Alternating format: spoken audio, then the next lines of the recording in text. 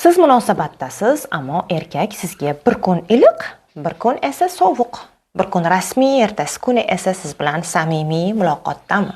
Siz esa hayronsiz, meni sevmayaptimi? Uni ichida nima bor? U sizni aslida sevyapti, ammo sizdan qo'rqyapti desam ishonasizmi? Chunki u ko'rinishidan jasoratli, har narsani eplagan inson, ammo uni ichkaridagi qo'rquvi munosabatga nisbatan bo'lsa-chi?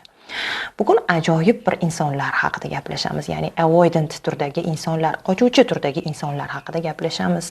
Bular asli kim? Aslida ular jamiyatda biz bilan yonma-yon yashaydi. Ularni biz munosabatlarda ko'ramiz, do'stlarimiz orasida, sinfdoshlar orasida, ishxonada, oilada. Nima uchun ularni tanimaymiz? Chunki ularga ko'r-ko'rona tashxis qo'yamiz. Ya'ni ularni xatti-harakatlarini aniq, to'liq tushunmaganimiz uchun ularni yo narsist, yoki introvert, yoki kam gap, kam suqum, o'ziga ishonchi past va hokazo nomlar bilan biz ularni jamiyatda nomlab qo'yamiz. Xulosaga shoshamiz. Aslida bu insonlar qanday insonlar va ular qanday sevadi? Bugun bu mavzuda gaplashamiz. Avvaliga hammasi oddiy edi, ya'ni har bir munosabatni boshida bo'lgani kabi SMSlar, chiroyli izhorlar, samimiy suhbatlar, ammo negadir noma'lum bir sabab bilan siz bilan bo'ladigan uchrashuvlar o'z-o'zidan rad etila boshlanadi yoki ortga surila boshlanadi. Sizda esa savol paydo bo'ladi. Nega u men kabi uchrashuvga chiqishni istamaydi, meni ko'rishni istamaydimi? Axir men uchrashuv istayapman-ku. Mana bu yerda sizda to'xtash, pauza, o'ylash, ehtimol munosabatdan ketish istagi paydo bo'ladi, ammo shoshmang.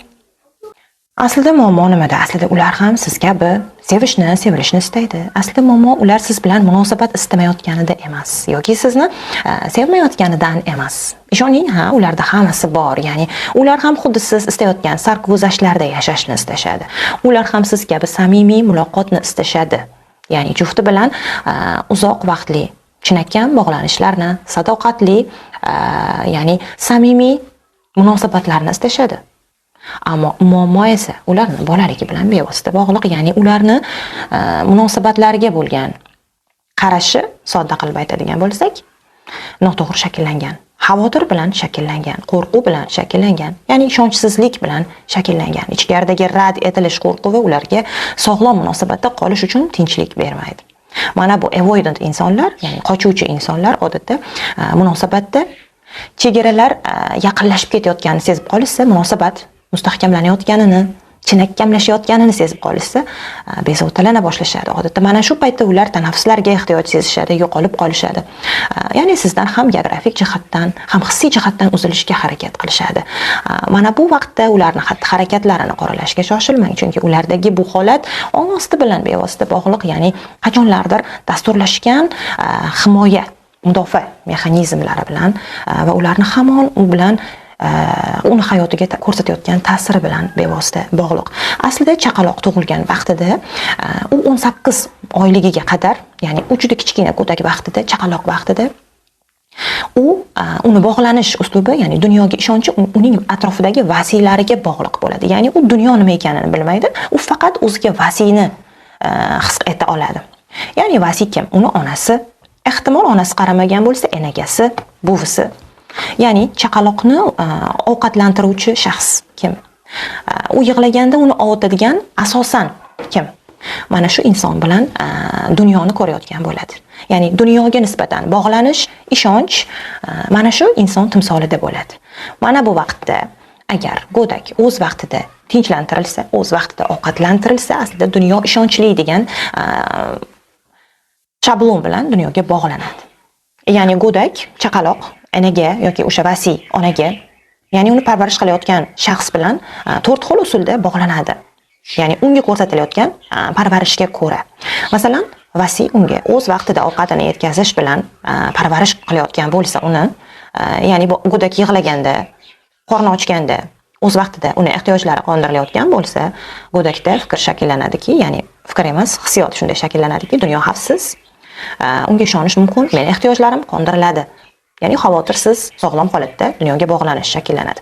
Ammo yana 3 xil turdagi bog'lanish bor. Bu ta'sirli, tartibsiz, xavotirli va qochuvchi. Mana bu 3 xil bog'lanish turi shakllanadi. Ya'ni masalan, go'dakka ataylab emas, ba'zi ko'p holatlarda e'tiborsizlikdan yoki boshqa bir sabablar bilan o'z vaqtida uni ehtiyojlarini qondirmaslik go'dakni, chaqaloqni, ya'ni o'sha vaqtda unda dunyo har doim ham xavfsiz emas, meni ehtiyojlarim qondirilishi kafolatlanmagan degan hissiyot bilan dunyoga bog'lanish uslubini shakllantiradi. Bu esa kelajakda uni munosabatlarda, shaxslararo munosabatlarda, ya'ni do'stlar bilan ham bo'lishi mumkin va albatta asosan qarama-qarshi jins vakili bilan bo'ladigan munosabatlarida unda ehtiyotkorlik, o'sha mudofaani kuchayib ketishi, ya'ni ishonchsiz ko'z bilan dunyoga qarashni shakllantirib qo'yadi.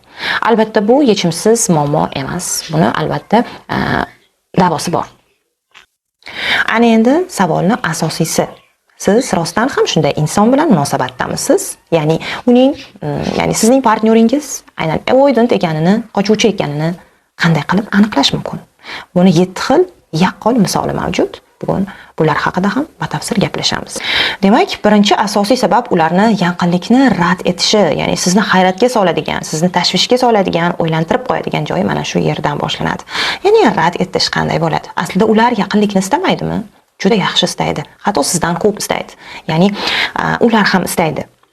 Qochuvchi bog'lanishli moyil odamlar ham, ya'ni avoidant insonlar ham xuddi boshqa insonlar kabi sevilish, qo'llab-quvvatlashni istashadi. Lekin ularning bolalikdagi yana o'sha munosabatlar shabloni, ya'ni o'sha uning parvarishchisi, vasiysi bilan o'rnatilgan ustanovkalar, ya'ni ularga mehrga bo'lgan istaklarini ifoda etganliklari uchun, oziqlanishga bo'lgan istaklari, o'sha paytda mehr so'rash kabi bo'lgan go'yoki. Mana shu istaklarini ifoda etganliklari uchun rad etilishlarini o'rgatishgan. Ya'ni o'sha narsa ularga shablon sifatida o'tirib qolgan. Shunday qilib qochuvchi bog'lanishga moyil odamlar odatda yaqinlikdan keyin qocha boshlashadi. Ya'ni yaqinlashgan sari qocha boshlashadi munosabatlar. Masalan, ular boshqalarga qaram bo'lib qolishdan yoki noqulay his qilib qolishadi bu vaziyatlarda o'zlarini. Masalan, go'yoki qarzdor bo'lib qolishdan, qaram bo'lib qolishdan, bog'liq bo'lib qolishdan nihoyatda bir qo'rquv mavjud ularda. Shu sababli agar siz mana shunday avoidant inson bilan munosabatda bo'lsangiz, ular sizni hissiy yaqinlikka urinishlaringiz, ya'ni har xil yaqinlashaylik axir, mana bu narsalarni qilsak yanada yaqin bo'lamiz, yanada yaqinroq taniymiz bir-birimizni kabi bir harakatlaringizni aslida ulardan voz kechayotganlarini sezasiz. Va shu yerda siz hayratlana boshlaysiz. Ular buni qiziqish yo'qligi sababli emas, balki bog'lanish, ularni dunyoga bog'lanish tizimi, munosabatga bog'lanish tizimi mudofaa bilan faollashgani uchun sodir bo'layotgan bo'ladi. Majburiyatdan noqulaylik his qilish bu ularning ikkinchi indikatori hisoblanadi. Ya'ni siz o'ylaysiz bu inson mas'uliyatsiz, bu inson menga jiddiy emas deb o'ylaysiz, ammo siz negadir kelajak haqidagi uzoq rejalarni tuza boshlaganingizda uni bu haqida gaplashgisi kelmayotganini sezib qolasiz. Chunki ularda munosabat uchun hali to'liq ishonch shakllanmagan. Bularni gapirish orqali ular munosabat chuqurlashib ketsa, men bog'lanib qolsam qanday uzilaman degan tashvish allaqachon onasida jang qilayotgan bo'ladi. Bu turdagi insonlarni uchinchi muhim belgisi bu ularni hissiy ifodani yoqtirmasliklari bilan kechadi. Ya'ni sog'lom holatda bir inson bilan munosabatda bo'lsangiz, odatda munosabatda vujudga kelgan nizolar, odatda aktiv bahslar bilan yechim topiladi bu yerda. Masalan, siz telefonni ko'tarmadingiz, u xavotir olgan deylik, keyin sizni xafa qiladigan so'zlar aytib qo'ydi. Siz xafa bo'lganingizni aytasiz, u o'zini oqlaydi, faol, ya'ni aktiv bahs ketadi bu yerda. Maqsad tushunib olish, har ikki tomon munosabatni, vaziyatni tushunib olishga qaratilgan bo'ladi. Lekin siz avoidant inson bilan, ya'ni qochuvchi tipdagi inson bilan munosabatda bo'lsangiz, bunday yechimni kutmang undan. Ya'ni u bunga moslashmagan. U bolalikdagi shablonlarga sodiq qolgan holatda o'zidagi kuchli his tuyg'ularni ko'rsatish xavfli deb o'ylaydi. Ya'ni ko'rsatish yechimsiz deb o'ylaydi. Bunday munosabatlarni, bunday munozalarni yechishga o'zini qodir deb hisoblamagani sababli bu holat ya'ni bo'ladi unda. Ya'ni u ko'pincha sizdagi norozilik, sizdagi xafagarchilikka passiv agressiya bilan munosabat ko'rsatadi, reaksiya ko'rsatadi. Siz xafasiz, nimadirlar bo'lyapsiz, ammo negadir u xotirjamroq ko'rinadi sizning ko'zingizga. Bu uni munosabatga befarqlik, sovuqqonlikdan emas. Bu undagi o'sha bolalik shablonlari bilan bevosita bog'liq. Qattiq mustaqil harakat qilish bu ularning 4-muhim indikator hisoblanadi. Ya'ni agar siz unga biron bir sizga ko'rsatgan mehribonchiligi yoki yaxshiligi uchun unga minnatdorchilik bildirganingizda u asabiylashayotgan bo'lsa, ya'ni uni eshitishni istamayotgan bo'lsa, sizni rahmatingizni eshitishni istamayotgan bo'lsa, katta ehtimol bilan siz avoidant inson bilan munosabatdasiz. Ya'ni bu turdagi insonlar odatda tadqiqotlar shuni ko'rsatadiki, bular insonlarga ishonmaslikka ko'proq moyil bo'lishadi. Ya'ni ular ishonuvchan tabiatli emas va ular shu bilan birga boshqalarga nisbatan ko'proq mustaqil bo'lishadi, ya'ni yordam olishni ko'pincha istashmaydi. Bu holat ularni g'ururidan, kibridan, sovuqqonligidan emas, biz ko'rgan kabi emas. Aslida ularni atrof muhitga ishonib qolmasligim kerak, qaram bo'lib qolmasligim kerak. Busiz ham men buni qila olishim kerak degan bolalikdagi o'sha shablonga bog'liq bo'lgan qo'rquvlar asosida paydo bo'lgan. Axir ular go'dak vaqtida ehtiyojlari qondirilishi kafolatlanmagani kabi bugungi kunda ham ular o'ylaydiki, meni ehtiyojlarim doimiy qondirilmaydi agar men o'zim harakat qilmasam, agar men yordamsiz buni eplay olmasam degan fikr ularda mavjud bo'ladi. His-tuyg'ularni befarqligi, ya'ni ko'p holatlarda mana shu jihati bilan ularni narsissistik shaxs buzilishi bilan adashtirishadi. Aslida esa bu yerda katta farqlar mavjud. Ya'ni bu empatiyaning yetishmasligi ularda o'zgalarni his qilish, o'zlariga berilish natijasida emas, ya'ni narsissistik shaxs buzilishi kabi. Aslida ular o'zlari ba'zan o'zlarining ehtiyojlarini ham eshitishni bilishmaydi va o'zgalarning hissiyotlariga ham natijada qo'pollik bilan reaksiya ko'rsatishadi. Masalan, sizni xatti-harakatlaringiz yoki hissiyotlaringizni u hamon so'z bilan ham sizni harakatlaringiz bilan ham tushunib yetmayotgan bo'lsa, katta ehtimol bilan bu inson avoidant inson bo'lishi mumkin. Navbatdagi muhim faktor bu ularni munosabatni buzishga moyilligi. Ya'ni o'zlari ham istab turgan bir munosabatdan chiqib ketishga bo'lgan urinish yoki bo'lmasam aslida o'zlari ham bir vaqtni o'zida sevish va qochish. Ularni sevishi bu tabiiy tug'ma hissiyot. Ularda ham mantiq bor, ular ham siz bilan birga bo'lishni istashmoqda, ammo bir vaqtni o'zida ongosidagi o'sha shablonlar yana ularni sog'lom munosabatda qolish uchun qiynaydi. Va mana shuning uchun ham ular ba'zan yosh bolaga o'xshash harakatlar qilishi yoki o'zlari o'z qo'li bilan ba'zi holatlarda munosabatlarni yakunlashga urinib qolishlari mumkin. Va nihoyat ularning 7-o'ziga xos xususiyati bu ularni sobiq munosabatni ongida romantiklashtirish xususiyatini borligi. Ya'ni bu tipdagi avoidant tipdagi insonlar odatda bir munosabatni tugatgach oradan ma'lum vaqt o'tmagunga qadar hali nima bo'lganini, ya'ni u kimni, nimani yo'qotganini his eta olmaydi, chunki ular o'z his-tuyg'ularini tushunishga tezlik bilan qodir emas. Shuning uchun ham ularga ma'lum vaqt kerak bo'ladi. Bilmadim, ehtimol oylar, ehtimol yillar kerak bo'ladi. Ma'lum vaqt o'tgandan so'nggina ular sizni ongida romantiklashtira boshlaydi. Ya'ni romantik hissiyotlar uyg'onadi birdaniga. Bu vaqtda u aytadi, agar u hozir bo'lganida-chi, u bilan hozir gaplashsam, u yonimda bo'lganida-chi, bunday edi, bunday edi. Xullas, romantik sahnalarni yarata boshlaydi. Va mana shu yerda siz bilishingiz kerak bo'lgan muhim qoida, agarda siz hozirda mana shu tipdagi avoidant tipdagi inson bilan munosabatda ekansiz, bir narsani biling, u sobiq turmush o'rtog'i yoki bo'lmasam sobiq sevgilisi uni bo'lgan bo'lsa, u bilan munosabatlar yakunlanganmi, ya'ni ochiq holatda qolmaganmi? Bu narsaga e'tiborli bo'ling.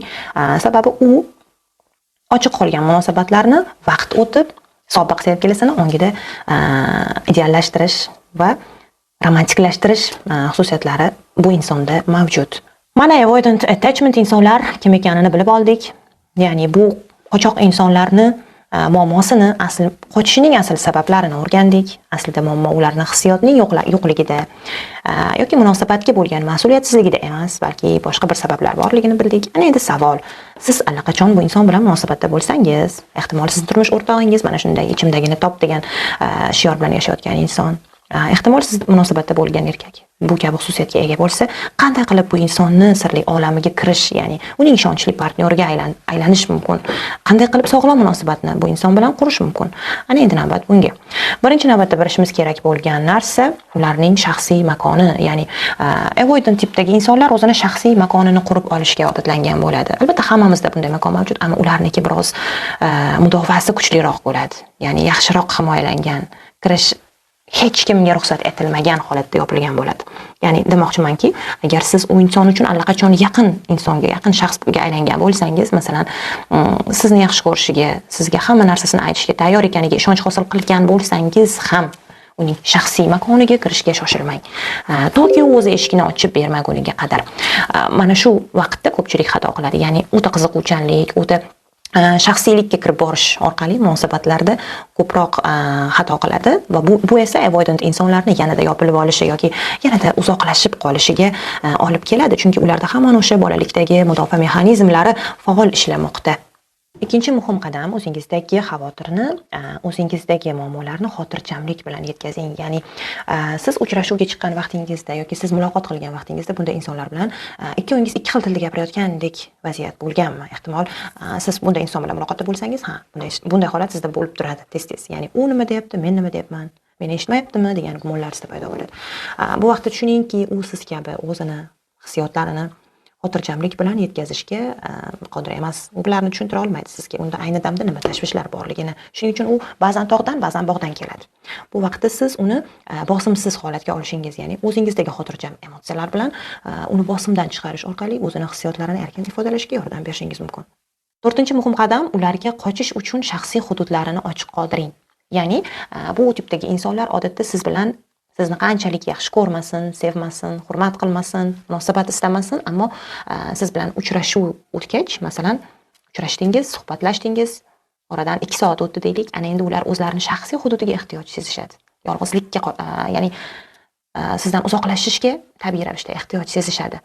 Mana shu uzoqlashuvni siz to'g'ri qabul qilsangiz, agar boshida asta-sekinlik bilan siz ham uning shaxsiy hududiga kira boshlaysiz. Ya'ni bu qochishga bo'lgan ehtiyoji asta-sekinlik bilan kamayadi. Ya'ni bu sizni bosimsiz ko'rsatadigan tushunish reaksiyangizga bog'liq. O'sha vaqtda xayrlashuv sahnalarini dramalarsiz, arassiz hal qila olsangiz, vaziyat bu insonlarni munosabatda sog'lomroq va uzoqroq qolishiga sabab bo'ladi. Uchrashuv joylariga e'tiborli bo'ling. Masalan, bu tipdagi insonlar odatda bir kichik vaziyatni ham o'ta chuqur tahlil qilishga moyil bo'lishadi. Ya'ni vaziyat ustida soatlab ham o'ylashlari mumkin. Shunday ekan, harakat esa, ya'ni harakatli uchrashuvlar siz munosabatingizni sog'lomlashtirishi, yaqinlashtirishi mumkin o'zingiz istagandek. Chunki bu vaqtda mana bu tipdagi insonlar o'zlariga hamma e'tibor bo'layotgandek his qilishmaydi, ya'ni o'zlarini nazoratda his qilishmaydi.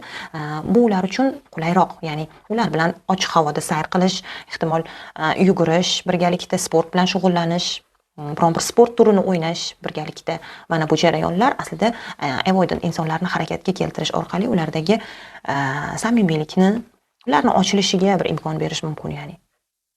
Va nihoyat so'nggi eng asosiy qadam, o'zingizga g'amxo'rlik qilishni unutmang. Ya'ni bunday munosabatda bor energiyangizni avoidant inson bilan birga qolish uchun emas, albatta o'z shaxsiy ehtiyojlaringizni unutmaslik nihoyatda muhim sanaladi. Bu nafaqat siz uchun, balki partnyoringiz o'zini erkin va aybsiz his qilishi uchun ham. Ya'ni avoidant insonlar o'zini ayblashga moyil. Sizni nazorat qilib qo'ymayapmanmi, qiynab qo'ymayapmanmi, ortiqcha vaqtini olib qo'ymayapmanmi, qisib qo'ymayapmanmi, baxtsiz qilib qo'ymayapmanmi? Bu savollarni ko'p beradi o'zlariga. Mana bu vaqtda sizni erkinligingiz, o'z qiziqishlaringizni borligi, do'stlaringizni borligi unga yo'qotish xavfidan ko'ra ko'proq xotirjamlik hissini beradi. Va avvalambor aytadigan fikrim, avoidant insonlar, ya'ni insonni agar munosabatda qolishga bo'lgan istagi kuchli bo'lsa, aslida uni bog'lanish muammosi yechimli hisoblanadi. Ya'ni juftingiz siz bilan munosabat o'tkazishni aslida istayotganini sezdingizmi, uni qoralash yoki undagi harakatlarni tanqid qilib, uni mas'uliyatsizlikka yo'yishdan avval bir o'ylab ko'ring. Aslida sizga bog'lanish uslubi muhimmi yoki insonning shaxsiy fikrlari? Ya'ni travmasiz inson yo'q. Har birimiz bolalikda turli jarohatlar bilan katta bo'lamiz. Shunday ekan, bu insonni dunyoga ishonchi shu kabi shakllangan, ya'ni bog'lanish uslubi shu kabi shakllangan. Buni tushunishni o'zi sizga bu insonning yonida qolish uchun eng katta sababni beradi. Video yoqqan bo'lsa, like bosing, obuna bo'ling, kommentariyada fikrlaringizni yozib qoldiring. Navbatdagi videolarda uchrashguncha o'zingizni ehtiyot qiling.